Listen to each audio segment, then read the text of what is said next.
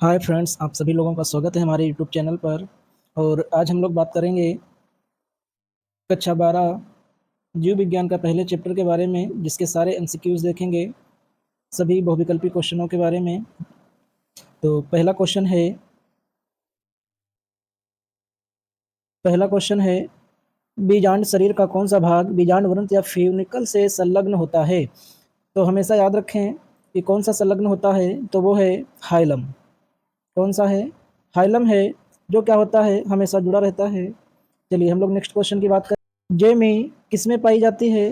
तो जेमी जो है वो कुछ लीवरवर्ट्स पौधे होते हैं जिनमें पाई जाती है, लीवरवर्ट्स में। नेक्स्ट क्वेश्चन है परिपक्व अवस्था में एक प्रारूपी आवृतबीजी भ्रूणकोष निम्नलिखित में से कौन सा होता है?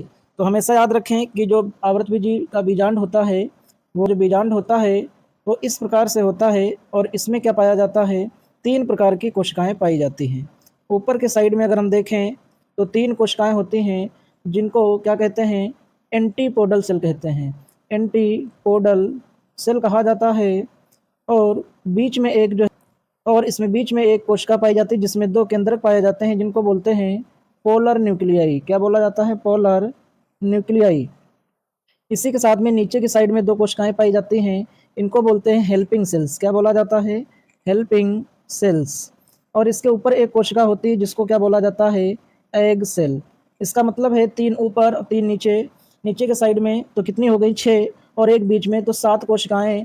और बीच वाले में 2 केंद्रक पाए जाते हैं, इसका मतलब 8 जो 8 केंद्रक पाए जाते हैं। तो आंसर क्या हो जाएगा? 7 कोशिकी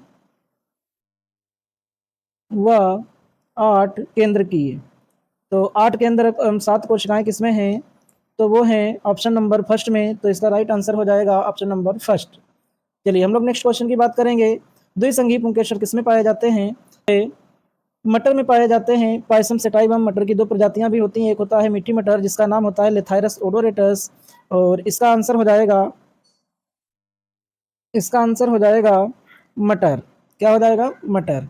चलिए नेक्स्ट क्वेश्चन की बात करते हैं। लिखा हुआ निम्नलिखित में से किसमें पुष्प एक ब्यास सममित होते हैं? तो एक ब्यास जो सममित होते हैं, मोहर में होते हैं और केसिया में होते हैं। तो इसका राइट आंसर हो जाएगा ऑप्शन नंबर डी।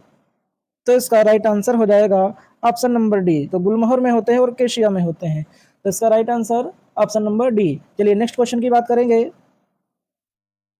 अगला क्वेश्चन है निम्नलिखित में से कौन से पादप में वैक्सलरी पुष्पदल विन्यास और द्विसंगी पुंकेसर होते हैं? तो द्विसंगी पुंकेसर किसमें होते हैं? अभी हम लोगों ने ऊपर क्वेश्चन देखा भी है। तो यह पाया जाता है पायसम सेटाइवम में, यानी कि मटर के पौधे में। निम्नलिखित में से परागण के विषय में गलत कथन को पहचानिए। तो गलत कथन को पहचानना है तो सबसे पहले जानेंगे कि परागण क्या होता है। सबसे पहले जानेंगे कि परागण क्या होता है। तो किसी पुष्प के परागकोशों से पराग कण का निकलकर दूसरे पुष्प के वर्तिकाग्र पर पहुंचने की प्रक्रिया क्या कहलाती है? परागण कहलाती है। और ये 2 प्रकार का होता है। पहला होता है स्वपरागण जिसको सेल्फ पॉलिनेशन बोलते हैं, और दूसरा होता है पर परागण। क्या होता है? पर परागण। तो इसका राइट आंसर हो जाएगा सेकेंड नंबर, यानी कि ऑप्शन नंबर बी की बात करेंगे तो ऑप्शन नंबर बी जो है इसका राइट आंसर हो जाएगा। 3 माध्यमों से होता है। पहला है जल द्वारा, दूसरा है वायु द्वारा, और तीसरा है कीटों द्वारा। अब कीटों द्वारा किस किस में होता है? तो अंजीर में होता है और आपका साल्विया में होता है। किस में होता है? साल्विया में। तो ये हमेशा याद रखिए।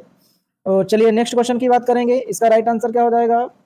इसका right answer answer number B, option number B हो जाएगा।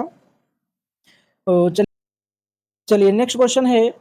नीचे 2 कथन दिए गए हैं। कथन नंबर फर्स्ट है अनुन्मिल्य परागणी पुष्प सदैव स्वयुग्मित होते हैं। तो पहले आप ये जान लें कि अनुन्मिल्य परागणी पुष्प होते क्या हैं। ऐसे पुष्प जो कभी नहीं खिलते, सदैव बंद रहते हैं,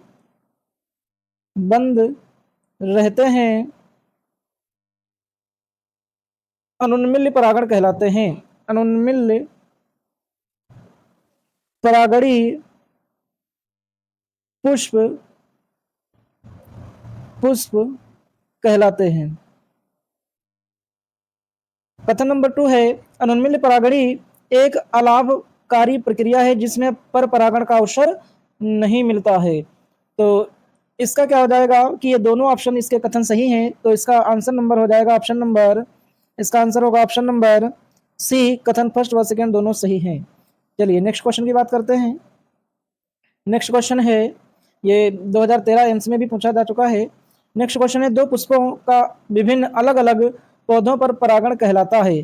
तो हमेशा याद रखिए जब दो अलग अलग पुष्पों पर परागण होता है तो उसको बोलते हैं जिटेनोगेमी। क्या बोला जाता है? जिटेनोगेमी। क्लिस्टोगेमी क्या होता है? ऐसे पुष्प जो कभी नहीं खिलते हैं उनको क्लिस्टोगेमी कहते हैं। स्पोरोलेनिन नामक रासायनिक पदार्थ पाया जाता है। तो स्पोरोलेनिन नामक पदार्थ जो पाया जाता है वो है परागण की एक्साइन में। कहाँ पाया जाता है? तो वो है परागण की एक्साइन में जो है पाया जाता है। चलिए नेक्स्ट क्वेश्चन की बात करते हैं। यूबिस्कायों का श्रावण किसके द्वारा होता है? 2013 में यूपी सीपीएमटी में भी पूछा गया है। तो क्वेश्चन नंबर 11, यूबिस्कायों का श्रावण किसके द्वारा होता है? तो ये होता है टेपिटम के द्वारा। टेपिटम बीजांड का आंतरिक भाग होता है जो बीजाणुओं को पोषण प्रदान कराने में मदद करता है। चलिए नेक्स्ट क्वेश्चन की बात कर लेते हैं। अगला क्वेश्चन है, द्विनिषेचन क्रिया होती है। तो द्विनिषेचन की क्रिया हमेशा याद रखिए एंजियोस्पर्मिक प्लांट्स में पाई जाती है, आवर्तबीजी पादपों में पाई जाती है। हमेशा याद रखें किसमें? आवर्तबीजी पौधों में।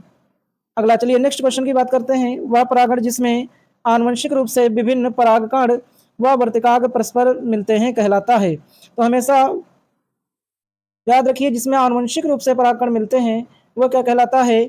परिनिषेचन कहलाता है। क्या कहलाता है? परिनिषेचन कहलाता है। हमेशा याद रखें क्या कहलाएगा? परिनिषेचन कहलाएगा। चलिए नेक्स्ट क्वेश्चन की बात करें। अगला है अपस्थानिक बहुभ्रूणता पाई जाती है। बहुभ्रूणता दो प्रकार की होती है, एक होती है सती बहुभ्रूणता, एक होती है कूट बहुभ्रूणता और अपस्थानिक बहुभ्रूणता। तो अपस्थानिक बहुभ्रूणता जो होती है वो किस में पाई जाती है? तो ऑप्शन नंबर डी यानी कि सिस्टर्स में। सिस्टर्स क्या होता है? एक नींबू को देखा होगा उसमें सिस्टर्स कैंकर रोग भी पाया जाता है और अपस्थानिक बहुभ्रूणता भी पाई जाती है। नेक्स्ट क्वेश्चन की हम लोग बात करेंगे। क्वेश्चन है स्पोरोलेनिन किसके बहुलीकरण से बनता है? Very most important question. तो किसके बहुलीकरण से बनता है? तो वो है वसा और फिनाल के। किसके? वसा और फिनाल के जो है बहुलीकरण से क्या बनता है? स्पोरोलेनिन। चलिए नेक्स्ट क्वेश्चन की बात करेंगे। अनुन्मिल्य परागण का क्या लाभ है? तो अनुन्मिल्य परागण जो होता है वो उसमें क्या होता है कि पुष्प कभी जो है खुलते नहीं है, हमेशा जो है बंद रहते हैं, इनमें स्वपरागण की क्रिया होती है।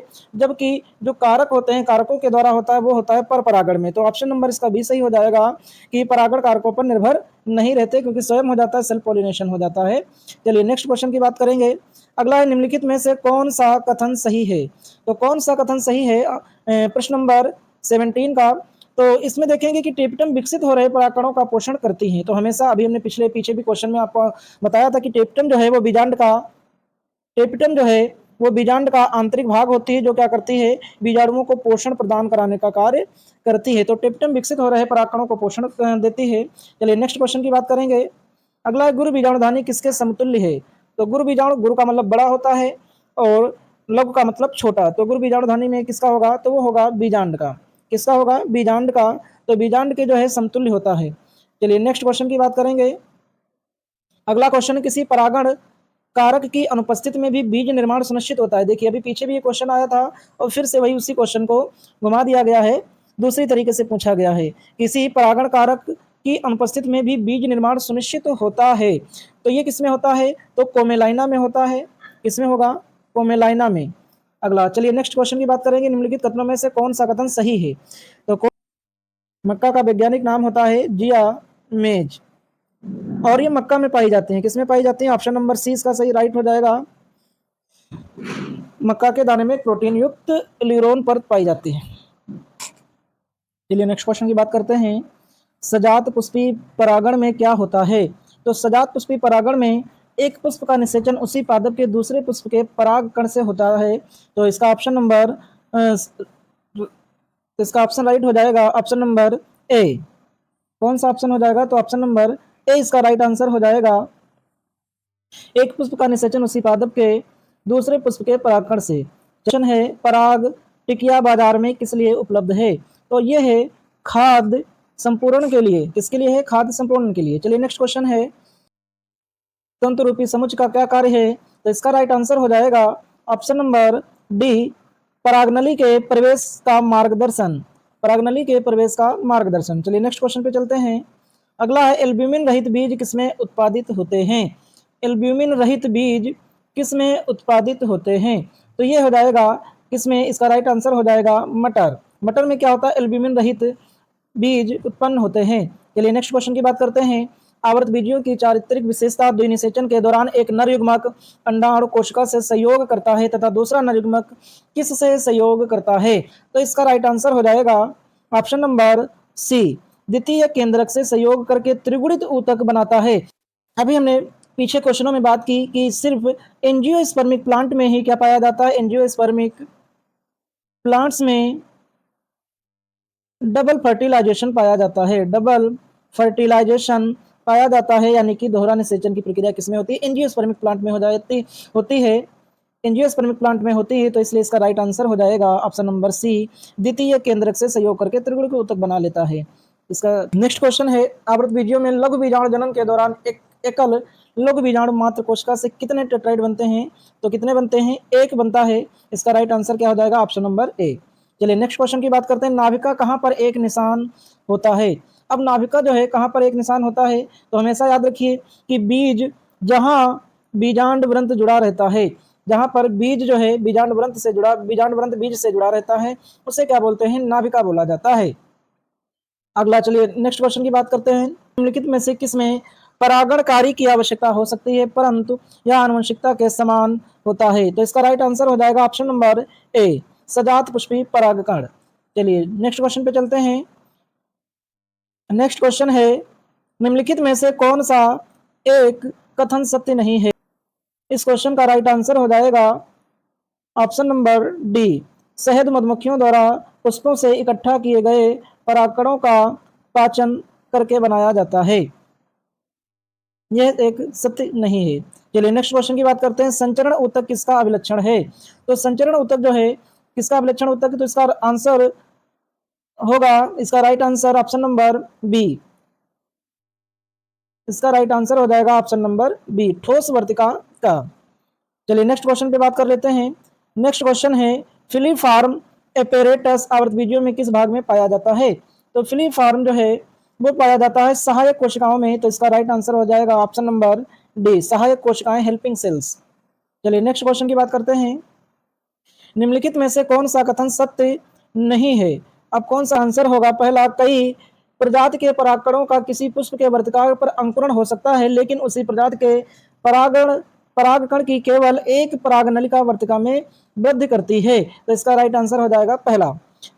हरे नारियल का दूधिया पानी है। तो इसका राइट आंसर हो जाएगा ऑप्शन नंबर सी, क्या हो जाएगा, ऑप्शन नंबर सी, द्रव भ्रूणपोष या मुक्त केंद्र की भ्रूणपोष। हमेशा याद रखिए नारियल का खाया जाने वाला भाग जो होता है वो होता है भ्रूणपोष। क्या होता है? भ्रूणपोष। भ्रूणपोष जो है इसका खाया जाने वाला भाग होता है। चलिए नेक्स्ट क्वेश्चन पे चलते हैं। क्वेश्चन नंबर 34 पे, मक्का के बीज में वरुधिका स्क्यूलेटम को बीज पत्र माना जाता है क्योंकि तो इसका राइट आंसर हो जाएगा आंसर ऑप्शन नंबर सी, खाद्य पदार्थ का अवशोषण कर उसे भ्रूण को देता है। तो ये क्या कर देता है, स्क्यूलेटम का कार्य क्या होता है बीज पत्र का, ये खाद्य पदार्थों का अवशोषण कर लेता है और उसे भ्रूण को प्रदान कर देता है, जिसके कारण की जीवन की प्रक्रियाएं या अवस्थाएं चलती रहती हैं। चलिए नेक्स्ट क्वेश्चन की बात करेंगे। क्वेश्चन नंबर 35, प्राकृतिक रूप से पाए जाने वाले अनिषेक फल का उदाहरण है। इसका राइट आंसर हो जाएगा ऑप्शन नंबर सी, केला। चलिए नेक्स्ट क्वेश्चन पे बात करते हैं। आवृतबीजियों में सक्रिय गुड़ बीजाणु किस रूप में विकसित होती है? तो इसका राइट आंसर हो जाएगा ऑप्शन नंबर बी, यानी कि भ्रूण कोश। चलिए नेक्स्ट क्वेश्चन की बात करते हैं। पुरस्कार व आकर्षण किस हेतु आवश्यक होते हैं? अब किस हेतु आवश्यक होते हैं? तो इसका राइट आंसर हो जाएगा कीट परागण के लिए, क्योंकि जैसे जैसे उसमें अच्छी सुगंध एवं आकर्षण का केंद्र होगा कीट वहां पर आएंगे और इसके द्वारा कीट परागण की प्रक्रिया होगी। चलिए नेक्स्ट क्वेश्चन की बात करते हैं। क्वेश्चन नंबर 38, ऐसे पुष्प जिनके अंडाशय में केवल एक बीजांड होता है तथा पुष्प पुष्पक्रम में व्यवस्थित होते हैं सामान्यतः किसके द्वारा परागित होते हैं? तो इसका राइट आंसर हो जाएगा ऑप्शन नंबर बी, वायु द्वारा। किसके द्वारा होते हैं? वायु द्वारा परागित होते हैं। अगला क्वेश्चन है, एक भिन्न लिंगाश्रयी पादप किन दो पर रोक लगाता है। अब भिन्न लिंगाश्रयी जो पादप होता है वो किन पर जो है रोक लगाता है? तो इसका राइट आंसर हो जाएगा ऑप्शन नंबर फर्स्ट, ऑटोगैमी व जिटेनोगैमी। चलिए अगला क्वेश्चन की बात करते हैं। अगले क्वेश्चन की बात करते हैं। नारियल में खाद्य भाग की आकारिकी प्रकृति है। तो अभी हमने पीछे बताया भी आपको कौन सी प्रकृति है इसकी। तो इसका राइट आंसर हो जाएगा ऑप्शन नंबर बी। क्या हो जाएगा? Option number B. चलिए नेक्स्ट क्वेश्चन को देख लेते हैं। द्विनिषेचन पाया जाता है। तो हमने अभी आपको पीछे बताया भी है कि हमेशा जो है डबल फर्टिलाइजेशन की क्रिया एंजियोस्पर्मिक प्लांट्स में पाई जाती है, आवर्तबीजी पादपों में पाई जाती है। निषेचन है, द्विनिषेचन में क्या होता है? संयुग्मन तथा त्रिक संलयन हो जाता है। क्या हो जाता है? तो इसका राइट आंसर हो जाएगा ऑप्शन नंबर डी, संयुग्मन व त्रिसंलयन। चलिए नेक्स्ट क्वेश्चन की बात करेंगे। अगला क्वेश्चन है, निम्नलिखित में से किसने परागकणों को जीवाश्म के रूप में संरक्षित करने की सहायता की थी? तो इसका राइट आंसर हो जाएगा, अभी अभी हमने इस पर 2-3 क्वेश्चन भी किए थे पीछे। तो इसका राइट आंसर होगा स्पोरोलेनिन। स्पोरोलेनिन जो थे वो परागकणों को जीवाश्म के रूप में संरक्षित करने में सहायता की थी। चलिए अगला क्वेश्चन है, इसका पक्षयुक्त परागकण पाए जाते हैं। तो इसका राइट आंसर हो जाएगा ऑप्शन नंबर डी, पक्षयुक्त जो है परागकण पाए जाते हैं वो पाइनस में पाए जाते हैं। चलिए नेक्स्ट क्वेश्चन की बात करते हैं। अगला क्वेश्चन है, कुछ पादपों में मादा युग्मक बिना निषेचन के ही भ्रूण में विकसित हो जाते हैं। अनिषेक जनन, पार्थेनोजेनेसिस। इसका राइट आंसर हो जाएगा ऑप्शन नंबर सी। चलिए नेक्स्ट क्वेश्चन की बात करते हैं।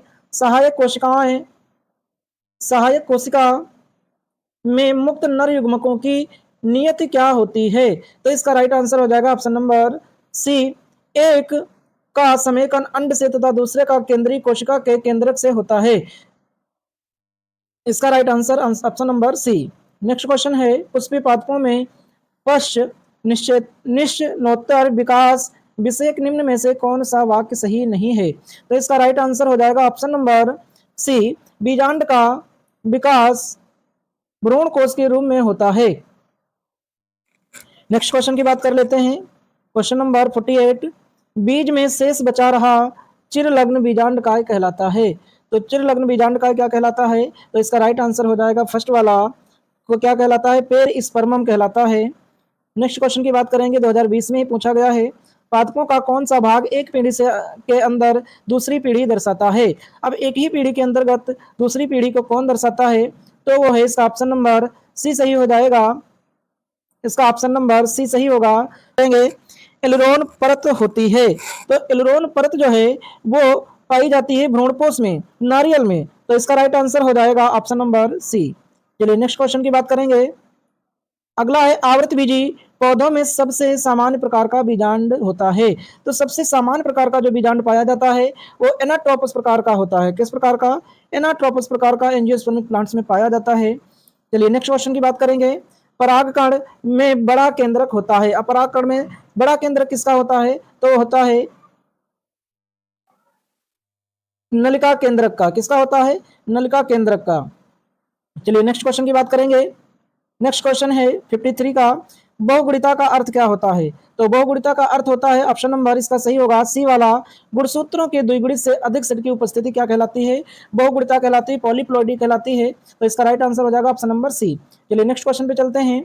अगला क्वेश्चन है, आवृतबीजियों का परिपक्व नर युग्मकोद भिन्न होता है। तो आवृतबीजियों का परिपक्व जो है नर युग्मकोद भिन्न होता है। तो ये कैसा होता है? तो हमेशा याद रखिए, ये कैसा होता है? त्रिकोशिकी होता है, त्रिगुणित होता है। कैसा होता है? त्रिगुणित यानी कि त्रिकोशिकी होता है। ये कई बार क्वेश्चन पूछा गया है, very very most important question है, ये very very most important question है। चलिए नेक्स्ट क्वेश्चन की बात करेंगे। क्वेश्चन नंबर 55, बीजांड कायिक भ्रूण को बहुभ्रूणता पाई जाती है। तो बीजांड कायिक बहुभ्रूणता पाई जाती है, तो ये किस पादप में पाई जाती है? तो इसका राइट आंसर हो जाएगा इस क्वेश्चन का ऑप्शन नंबर बी। पीछे भी बात कर चुके हैं, सिस्टर्स में पाई जाती है। किस में पाई जाती है? सिस्टर्स। नेक्स्ट क्वेश्चन है, आवृतबीजी पादपों में 7 कोशिकी व 8 केंद्र की संरचना क्या कहलाती है? Very very most important question. तो क्या कहलाती है? इसका राइट आंसर हो जाएगा भ्रूण कोश कहलाती है। क्या कहलाती है? भ्रूण कोश। नेक्स्ट, आवृतबीजी पादपों में अंड उपकरण निर्मित होता है। तो अंड उपकरण जो निर्मित होता है वो 2 कोशिकाओं के मिलने से यानी कि सिनर्जिड से होता है। तो इसमें क्या हो जाएगा? 2 सिनर्जिड तथा 1 अंडाणु कोशिका द्वारा क्या हो जाएगा? आवृतबीजी पादपों का अंड उपकरण निर्मित होता है। तो ये रहे कक्षा 12 जीव विज्ञान के पहले लेसन के सभी एमसीक्यू क्वेश्चन। यानी कि मल्टीपल चॉइस क्वेश्चन, बहुविकल्पी प्रश्न और ऐसे ही वीडियो देखने के लिए हमारे चैनल को सब्सक्राइब करें, लाइक करें और शेयर करें और कमेंट करें। चलिए मिलते हैं नेक्स्ट वीडियो